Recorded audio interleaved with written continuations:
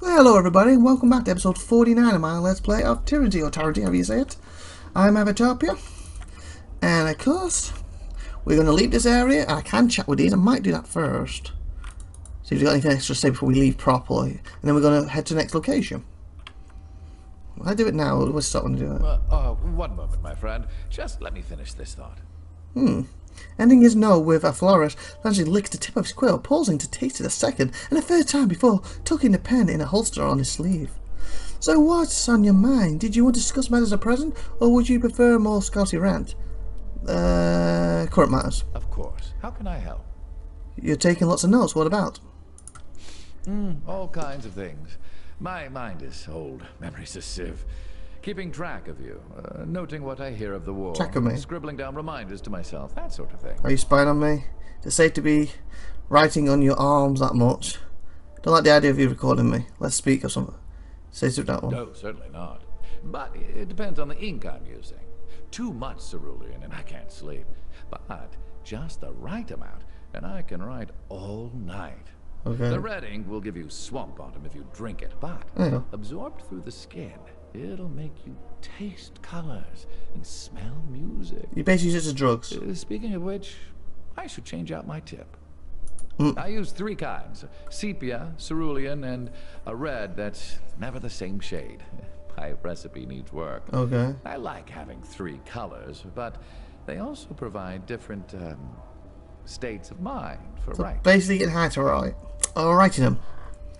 Your ink sounds like fun. Can I try them? I can't in good conscience poison you. So you just admitted you're poisoning yourself? And over, I'll poison myself. Relaxing, cautionary tale about wishing for things. Finally moment does work for you. If it is really going to bother you, forget it. And over, I'll poison myself. Oh, fine. The things I do to educate the youth. Here's how it works. The reds give you a brief bout of synesthesia. Great for writing music. Okay. Cerulean can unhinge me a bit, but it blocks out the cramps and anxiety. My sepia ink is perfect for quiet contemplation. Also insomnia.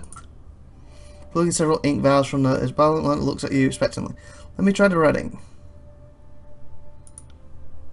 Holds out a pungent vial before you, dipping your finger in it, ink and rubbing the red pigment against your thumb. Sensation of flavour normally felt on your tongue surges through your hands. First of cherry and alcohol, but moments later the taste is quite warm. The wind, what's this? The storm has bled, its foul rains have seeped into new roots. The wind blows blue across your body as your skin tingles with a triangle pointed sensation. Lion chuckles that the hefty burn away the thunder hand and the bones will still clutch the forbidden pride. What is this? Oh, it's law. Foretold in his own demise were made. So what's this one then? The storm has bled, its foul rains have seeped into new roots. What happens when an irresistible force meets logic? Nonsense. And in such cases, the force is irresistible. Okay. Hefty gulful, sounding green, levelly and midway to your ears. Your fingers itch with a salty, rusty flavour, tasting at the air, feeling like 10 tongues, cupping your hand to your forehead. Your fingers are defined by the smell of your voice, boring through the muscle of your hand, deep into the bone. Seconds later, the sensation passes.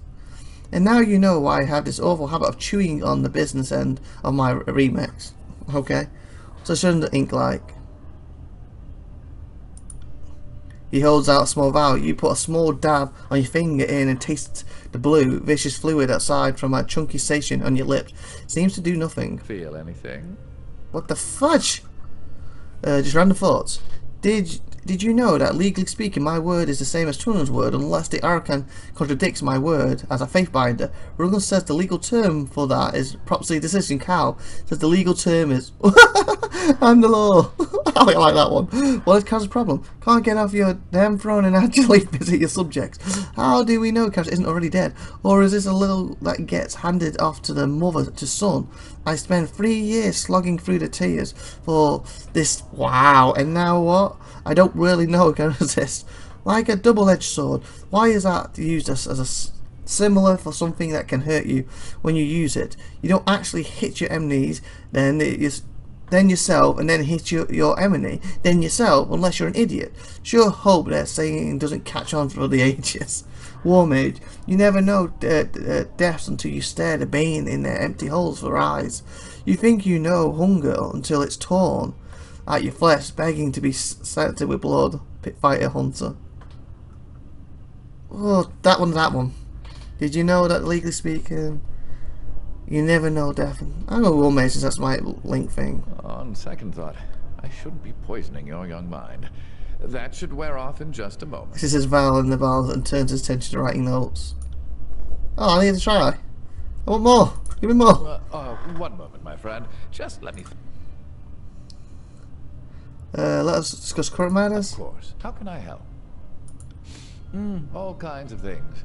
My mind is old. Memories are sick. Okay, I'll try the sifted ink. Made from only the finest cuttlefish. Hand you a tiny segment vial, dipping a finger into the ink and tasting it. Your tongue is assaulted by the sour taste of improperty. Clean squid. What do you think? Think back. Look off into the distance. Drool quietly. Ponder your place in the world. Glare silently. Think back. There's a slightest shock at the touch of every metal, a tiny crackle, and the smell of the storms. The nice part is the breeze you feel every now and then. The bad part is hearing thunder when you're trying to sleep. You were used an instrument of the Overlord, the final gesture of a powerful spell that lingers in your hair. Sleep in quiet moments. I'd say it's worth So it. enjoy that for a moment. Sit and enjoy that for a bit. It'll wear off soon. Replaces his vials in his whatever that is again and turns attention to writing notes. Okay, interesting. Anything else to say to you? One moment. Current matters. Of course. How can I help? Oh, no, I've already done it. You? Good day, Fatebinder. Nuts to you. Good day What to do you. you need? I need loyalty too. I would know more about you. Do you know anything about what's going on in the Tiers? What do you think of your travel companions? What do you think of the state of the world? Travel Are companions. we trading in gossip now, Fatebinder? Or are you collecting information to use against us? Eyebrows inquisitively. What do you want to know about? Tell me about the verse. That bitch? Oh, wow. I'd walk her off the spire if I knew I could get away with it. I don't know why you even waste your time with her. Wow, that was harsh. She's rude, violent, base, impatient, and entirely pointless. You should keep much better company, Fatebinder. You asked me what I thought. I can't help it if the facts are painful to swallow. Well, she is a little what you said, but at the same time, she's been a good companion. You haven't done anything yet. I'm jealous of him. I've heard so much about the Vellum Citadel, and he actually got to see it before all the Pleasantest. unpleasantness. She trails off, a sour expression on her face, her wiggling fingers meaning tiny explosions. The sheer amount of power lost that day is only dwarfed by the amount of power required to cause the destruction, and the power to stop it. The sages have my respect. And, by extension, Lantry. Lantry, as I say, Lantry. Although, Remember I'm that. not overly happy it was sage magic they used to bind my tongue when I was a child. I can hardly hold him responsible for that. How kind of you, my lady. It's listening. It's heartening to hear that someone of your immense station considers a lowly sage like me to be worthy of your attention.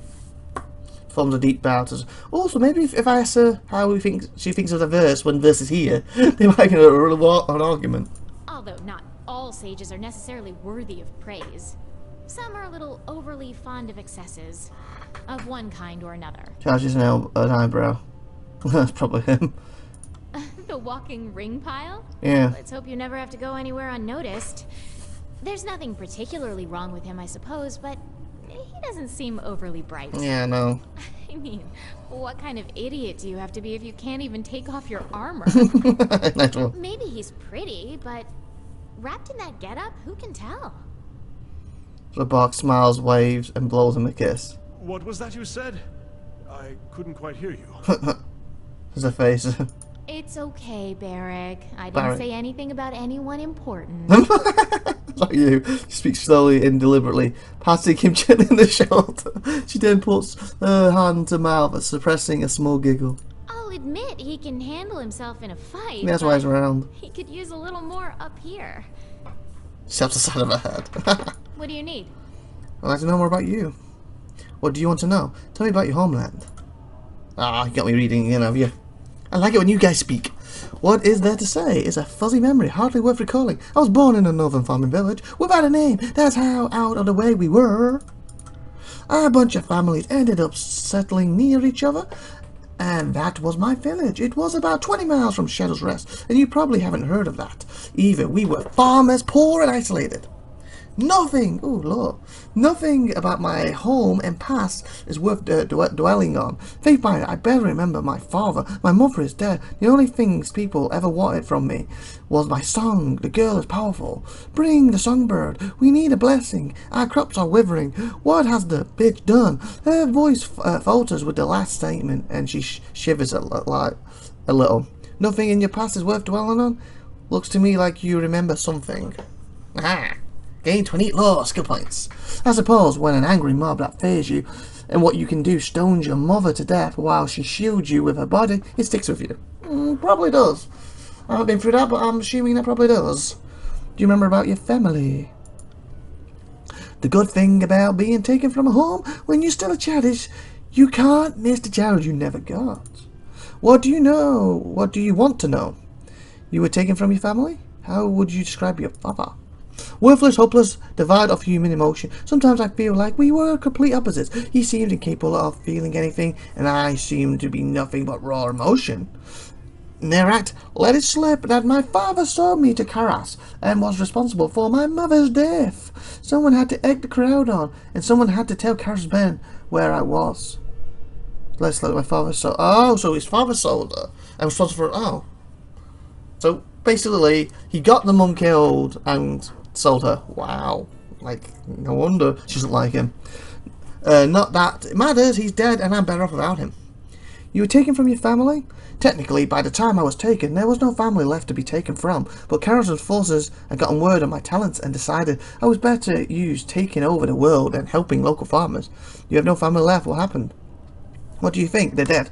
And I've just been asking that. My father might not have cared about me, about us, but my mother would never have let anyone take me while she lived. Without anyone to protect me, I was whisked off to Catcher's Court. Do you remember about your mother? She's dead. Trying to laugh, it's just like, what do you remember? She's dead. You've told me that multiple times now.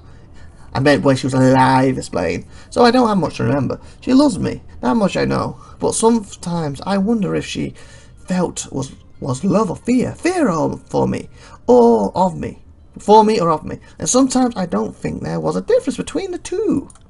My mother loved me when no one else did, when no one else could. The world wanted nothing but my voice. All my mother wanted was my happiness. She was the only person in my life that did. Tell me about your mother's death. No, Faith Bad, I can't. Please, don't make me talk about it. Her voice trembles and tears well up in her eyes. I'm sorry, sir, but I need you to tell me what happened. Tell me what happened. I won't ask you again. Okay, sir. I will never ask you to tell me that story. Then let's talk about something else. Whenever you decide, I am at your disposal. Like your father's. He disappeared after my mother died and I was kidnapped. I didn't hear anything about him for the longest time, so I assumed he had disappeared and I would never see him again. Then someone brought word that he'd been found. He killed himself, and now he's out of my life. Splitting him up, throw him in jail. He committed suicide and he's one of the character's subjects. He broke the law. For someone who always has a lot to say, that was incredibly... well, it is. I guess it means short. Is there more? You gain 10 subterfuge skills. You're a relentless Faithbinder. Did you ever think maybe there are some things I want to keep to myself? But yes, you're right. There's more to the story. When I got word he'd been found, I had him summoned to Captain's Court. I wanted to see the man who had condemned me to the life I was leading. When he arrived, I went to see him privately. I wasn't sure what I would feel. Anger, hatred. Did you end up murdering him instead of suicide? I didn't expect empathy. For the first time in my life, I felt nothing. Standing there, staring at the man who ruined my life, waiting for him to notice me. My heart was dull and disinterested. Then he looked up and smiled. He smiled when he saw me. Can you believe that? He smiled and opened his arms to hug me, and it felt like someone reached into my chest and squeezed my heart, sending hate flooding through my veins. So I... So I sang him a song. I told him how tired he looked, how haggard he seemed. I spoke of the wearings he must feel, the guilt that surely plagued him every day. I asked how he withstood the weight of his betrayal. The burden must be too much to bear. So you convinced him to commit suicide, basically. I watched the tears roll down his cheeks as he pulled the dagger from his belt. The sobs that tore from him as he held it before him, thinking about his wife and child. The look of ecstatic relief on his face as he dragged the blade across his neck.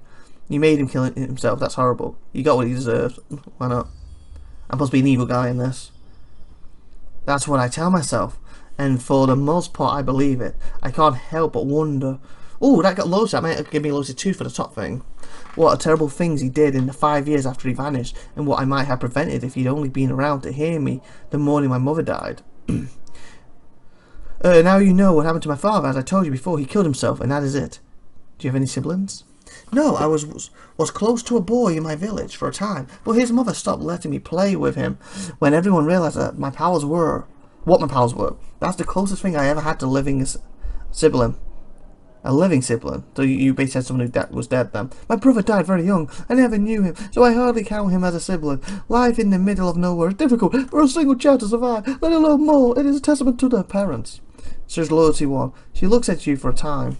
Her lips are thin line. Her eyes grow red and tears from her lids. Finally, she nods slowly and breaks the silence. I remember my mother talking about me getting a little brother. I wasn't long after I started singing and my powers started growing. She told me that soon it would be too hard for her to travel with me. Saren, sweetie, she said, you'll have to go with your daddy. It wouldn't be good for the baby if I kept traveling like that. Maybe after your brother is out here with us, we can all travel together. Saren looks out to her eyes and her voice breaking. You didn't like traveling with your father. No, all he wanted was the money. When we were on the road, he completely ignored me. I was simply something to earn rings with, a tool the farmers in my village used, the rakes and wagons. My father used my voice.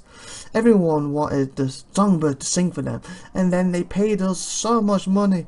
So we went, but I didn't want to go without my mother. She was the only real comfort I had. When I was with her, I felt safe. Nothing could hurt me.